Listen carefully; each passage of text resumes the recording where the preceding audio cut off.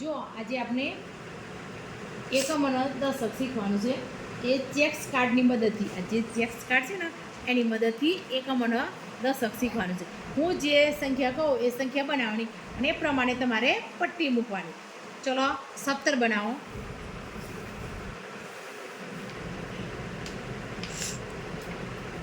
ચલો એ પ્રમાણે સંખ્યા મૂકો.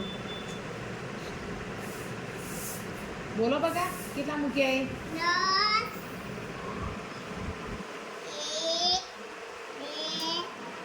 સરખી લાઈનમાં ગોઠવો બકા. 3 4 5 મિસવા તું ને મૂકવું બકા લાંબુ પછી તારો વારો આવશે. સરખી ગણો તો સરસ. ચલો હવે એકની કિંમત કેટલી થાય બકા?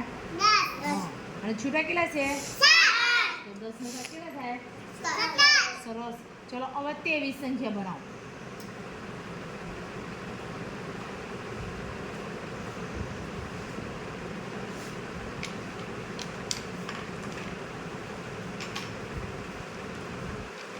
સરસ. ચલો એ પ્રમાણે પટ્ટી મૂકો. 10 20 સરસ. છૂટા મૂકો. 1 2 સરસ. ચલો 2 ની કિંમત કેટલી છે? 20 અને 3 ની કિંમત 3. 3 ની કિંમત 3 કારણ કે આ છૂટા છે. ચલો 20 નો 3 20 નો 3 કેટલા થાય? 23 સરસ. ચલો એ પ્રમાણે આપણો 35 બનાવો.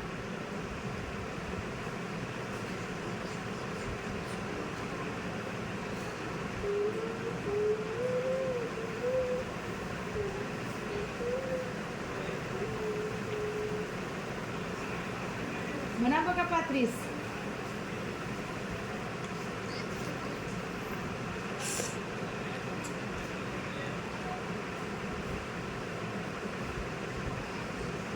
સરસ. ચલો એ પ્રમાણે પટ્ટી મૂકો.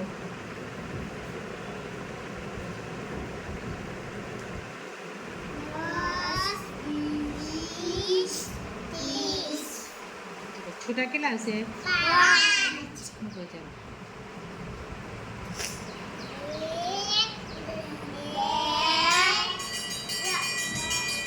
મૂક.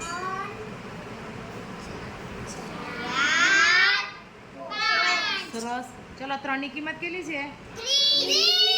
5 ની કિંમત સરસ 5. ચલો હવે આ કાર્ડ છે ને એ રહેવા દે બગા. જો આ કાર્ડની અંદર કેટલા ખાના છે? જો 10 10 ના 1 2 3 4 5 6 7 8 9 10 10 ખાના છે. હવે એ 10 એ 10 આ 10 ખાના છે ને એ 10 એ 10 ઊભા અને આડા 10 10 ખાના આપેલા છે.